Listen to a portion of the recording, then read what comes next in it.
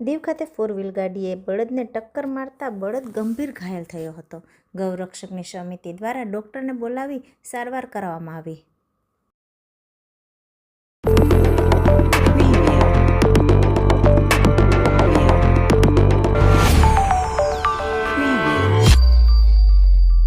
કેન્દ્રશાસિત પ્રદેશ દીવના 2 ઓટલી નજીક ઝાપા તરફથી પૂરપાટ ઝડપે આવી રહેલ એક 4 વ્હીલ ગાડીએ રસ્તા પર રહેલા બળદને અડફેટે લેતા બળદ ગંભીર રીતે ઘાયલ થયો હતો. અકસ્માત સર્જાતા ગાડી ચાલક સ્થળ પરથી ફરાર થઈ ગયો હતો. રસ્તા પર ઘાયલ હાલતમાં બળદને જોઈ યુવા જાગૃત નાગરિક મેહુલભાઈ ભગવાનભાઈએ માનવતા દર્શાવી ગૌરક્ષક સમિતિ દીવનો સંપર્ક કરી સમગ્ર ઘટનાની જાણકારી આપી હતી. માહિતી મળતા જ ગૌરક્ષક સમિતિની ટીમ તાત્કાલિક ઘટના સ્થળે પહોંચી હતી. ત્યારબાદ ઘાયલ બળદને દીવ નગરપાલિકા ગૌશાળામાં ખસેડવામાં આવ્યો, જ્યાં પશુ ચિકિત્સક દ્વારા તેની સારવાર કરવામાં આવી હતી.